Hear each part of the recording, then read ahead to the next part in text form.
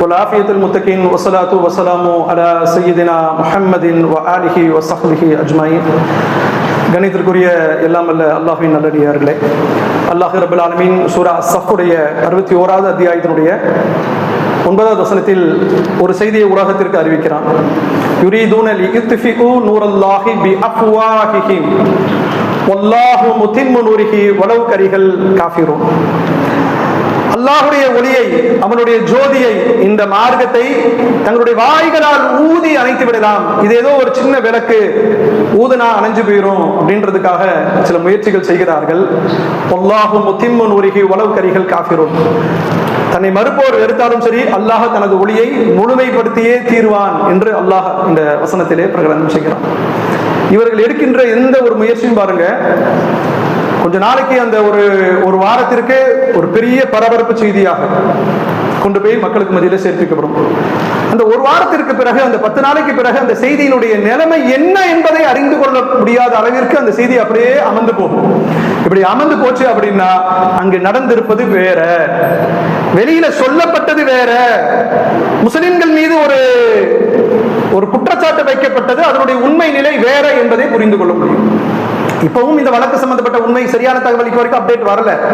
ஆனால் எடுத்து என்ன தெரியுமா சொன்னாங்க, அந்த டிசிஎஸ் நிறுவனத்தினுடைய HR, ஹியூமன் ரிசோர்ஸ் டிபார்ட்மெண்ட், அந்த டிபார்ட்மெண்ட்டுடைய மிக உயர்ந்த பொறுப்பில் இருந்த நிதா கான் என்கிற ஒரு பெண்மணி தான் இத்தனை ஆண்டு காலம் அங்க டிசிஎஸ் ஊழியர்கள் பாலியல் ரீதியாக துன்புறுத்தப்பட்டதற்கும் மத ரீதியாக அவர்கள் நிர்பந்தப்படுத்தப்பட்டதற்கும் இந்த ஒத்த கும்பலை தான் காரணம் அப்படின்ட்டு நிதா கான் அப்படின்னு ஒரு கும்பலை கொண்டு நிறுத்தினாங்க.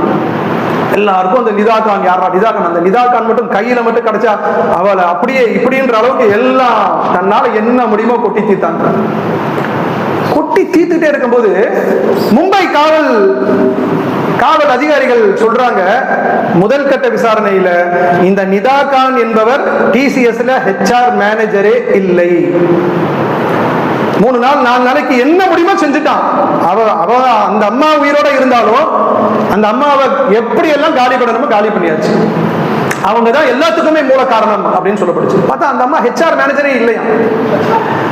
அஸ்வினி ஷைனி என்கிற ஒரு பெண்ணு தான் அந்த டிபார்ட்மெண்ட்டுடைய HR டிபார்ட்மெண்ட்டுடைய மேனேஜர்.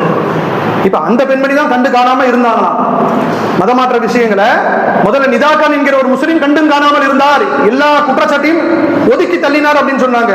ஆனா இப்ப அந்த பெண்மணியே இல்ல, அந்த அம்மா இப்ப இங்க வேலையே செய்யல, கல்யாணம் முடிஞ்சு அந்த அம்மா பிரெக்னெண்டா வேற இடத்துக்கு டிரான்ஸ்பர் ஆகி போயிட்டாங்க அப்படின்ன உடனே இப்ப எப்படி செய்தி வருது அப்படின்னா, அஸ்வினி என்கிற வேற ஒரு அந்த அம்மா தான் இருந்தாங்க.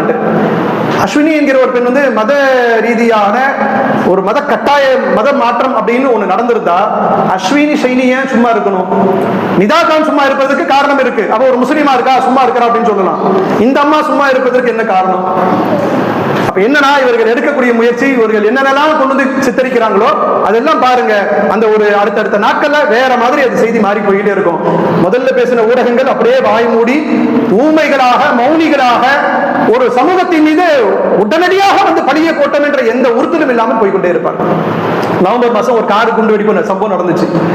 டாக்டர்கள் எல்லாருமே எப்படி இந்த மாதிரி இப்ப ஒயிட் காலர் டெரரிசம் ஒண்ணு ஃபார்ம் ஆயிருக்கு. முன்னாடி எல்லாம் சும்மா சாதாரண முஸ்லிம்கள் தான் குண்டு வச்சான். இப்ப பெரிய பெரிய பதவியில இருக்கக்கூடிய, அந்தஸ்துல இருக்கக்கூடிய டாக்டர்ஸே பாருங்க இப்படி செய்யறாங்க அப்படின்னு சொல்லி காட்டான். என்னடான்னு பார்த்தா, ஜனவரி 26 சீர்குலைப்பதற்காக 350 கார்கள் தயாராக இருக்கிறது.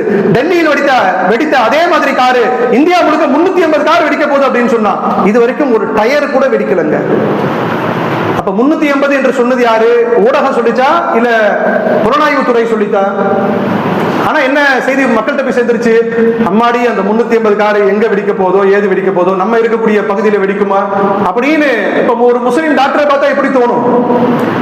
அந்த குண்டு வெடிப்பு நடத்துறது ஒரு முஸ்லிம் டாக்டர் அப்படின்னு பொழுது, இப்ப நீங்க பாக்குற டாக்டர்ல ஹிஜாபோடு ஒரு டாக்டரை ஒரு மருத்துவமனையில பார்த்தா, உங்க வீட்டு பக்கத்துல கிளினிக் நடத்தக்கூடிய ஒரு டாக்டர் ஃபக்ருதீன் அப்படின்னு ஒரு பேரை நீங்க பார்த்தா உங்களுக்கு என்ன தோணும்? இவர் அந்த டெல்லி டாக்டர்ல ஒருத்தரா இருப்பாரா? வருமா? இதுதான் அவர்களுடைய முயற்சி. 350 கார் வெடிக்கவும் இல்லை. அதுக்கு பிறகு அது என்ன ஆச்சு தெரியல. ஒரு பல்கலைக்கழகமே ஒட்டுமொத்தமாக இதற்காக இலக்காக்கப்பட்டது. எந்த செய்திகளுமே இல்லை. அதோட எல்லாமே முடிஞ்சு போச்சு. விசாரணை நடைபெற்றுக் கொண்டிருக்கிறது என்கிற தகவல் மட்டும்தான். அல்லாஹ் ரப்பல் ஆலமீன் சொல்லி காட்டுகிறான், நீ என்னதான் ஊதி ஊதி அணைக்கணும்னு நினைச்சாலும் இது மனிதர்களால் உண்டாக்கப்பட்ட ஒரு வழி அல்ல, படைத்தவனால் ரப்பல் ஆலமீன் அவனே இந்த மார்க்கத்திற்கு எஜமானன், அவனே இந்த மார்க்கத்திற்கு சொந்தக்காரன், அவன் தன்னுடைய ஒளியை பிரகாசிக்க செய்வான், பரிபூர்ணப்படுத்துவான் என்று அல்லாஹ் ரப்பல் ஆலமீன் வாக்களிக்கிறான். அவனுடைய மார்க்கத்திற்கு எதிராக எத்தனை இழுக்கான பிரச்சாரங்கள் செய்யப்பட்டாலும், எவ்வளவோ இந்த மார்க்கத்தை மக்களுக்கு மத்தியில் தவறாக சித்தரிக்கின்ற முயற்சி எடுத்தாலும் அல்லாஹ் அதை முறியடித்து இந்த மார்க்கத்தை இன்னும் மேலோங்க செய்கின்ற வேலைகளை அல்லாஹ் ரப்பல் ஆலமீன் ஏற்படுத்தி தருவான். அப்படிப்பட்ட ஒரு நல்ல சூழலை பிற மக்களும் இஸ்லாத்தை பற்றி உண்மையாக புரிந்து கொள்ளுகின்ற நல்ல சூழலை அல்லாஹ் ஜல்ல ஷானு தஆலா நாம் வாழ்கிற இந்த தேசத்திலே ஏற்படுத்துவானாக என்று கூறி நிறைவு செய்கிறேன்.